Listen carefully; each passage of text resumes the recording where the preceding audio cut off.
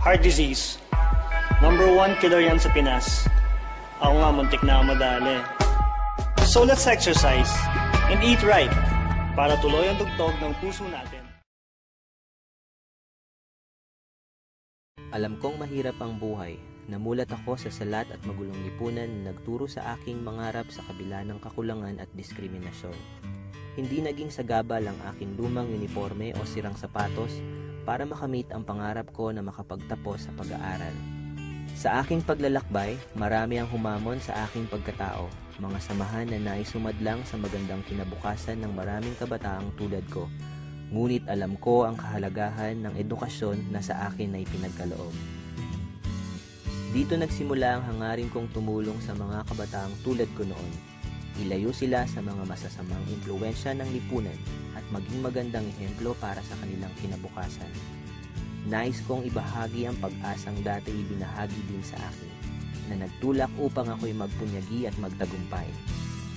Ako si Efren Peña Florida, naniniwala sa kahalagahan ng edukasyon para sa tagumpay ng mga bagong bayani ng ating bayan.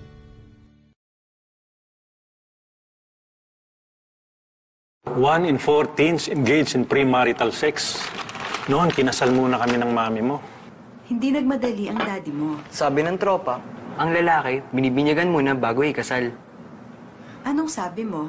Ang tunay na lalaki, marunong maghintay. Mga larawan ng hindi matapos-tapos na Patag Catmon Bridge. Perwisyo po sa mga motorista at taga roon ang pagkasira ng tulay dahil kinakailangan pang dumaan sa malayong ruta imbis na tawirin na lamang ang tulay. Makalipas ang isang buwan, muli pong nagpadala ng larawan ang ating bayan patroller. Pero sa pagkakataong ito, masaya po niyang ibinabahagi ang pagbabago sa kanilang lugar. Ginagawa na kasi ang tulay at ito'y malapit ng matapos. Target na matapos ang pag-aayos ng tulay sa Hulyo 15. Amen. Nasa bagong kabanata po ang ating bansa. Panahon na para simulan ang pagbabago sa ating bayan. Mga kapamilya, ano ang sisimulan niyong pagbabago? Facebook ang litrato ng batang ito habang sinasagip ang watawat ng Pilipinas noong kasagsagan ng Bagyong Waning. Ako mismo natag sa litrato, kaya naman agad kong hinanap ang bata sa tulong ng mga kontak sa Facebook. At sa malinaw albay ko siya nakilala, si Janela Lelis, 12 taong gulang, na wala ng bahay ngayon matapos wasakin ng bagyo. Pero ang watawat ng Pilipinas buo pa at malinis ng hawakan ko. Agad namin dinala sa nagmamay-ari nito, ang Malinaw National High School. Habang binabagtas namin ang kalye, pinagtitinginan si Janela habang hawak ang watawat. Alam na kasi ng mga residente na si Janela ang batang nasa litrato na kumakalat sa Facebook. Pagdating sa eskwelahan, agad niyang ibinigay ito sa principal. I salute the girl kasi pinahalagaan niya yung flag. Yung parang makikita mo ang nationalism sa kanya.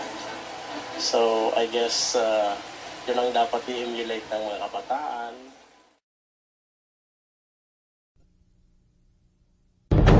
Kahirapan, access to education, Sapat na edukasyon. mga kabataan po ngayon, kaya po nilang sumabay sa takbo po ng panahon. Meron tayong magagawa.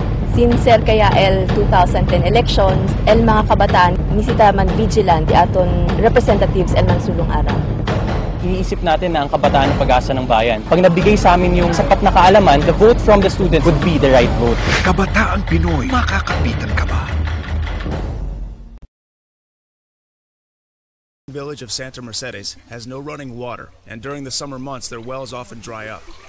Gasoline-powered generators provide 4 hours of electricity a night for the nearly 2,000 people who live here. Today, Philippine forces and members of the 31st Marine Expeditionary Unit work together to provide medical and dental care, as well as school supplies to the villagers. I can't forget this day. It's the first time we've had Americans come here, and I'm very grateful to see them. Thank you very much. Philippine and U.S. medical staff first evaluate patients and check vital signs. With the help of translators, doctors talk to each person to find out what's wrong. Once care is provided, villagers also receive free medicine. The faithful dedication of Philippine and U.S. forces today helps to exemplify the commitment both nations have to perform any mission at any time. Kapamilya, eksklusibong humarap sa ABS-CBN News ang isa sa 2 civilian volunteers na may kinalaman umano sa Maguindanao Massacre at hawak na ngayon ng PNP-CIDG. Ayon kay Takpan Dilon, handa na siyang magsalita at ilahad ang lahat ng kanyang nalalaman sa karumal-dumal na krimen dahil tiyak na siya sa kaligtasan ng kanyang pamilyang nasa proteksyon na ngayon ng mga otoridad. Kinumpirma ni Dilon na kabilang nga si Dato Unsay Mayor Andalan Patuan Jr. sa mga bumaril sa mga biktima noong 23 ng Nobyembre. Inutusan pa umano siya ni Mayor Andal na paulanan pa ng bala ang mga nakahandusay ng bangkay na kanyang sinunod dala ng matinding takot. Basta yung pinagbabaril na mga tao doon. Sino bumaril? Si Dato Unsay at saka yung mga tauhan din nila.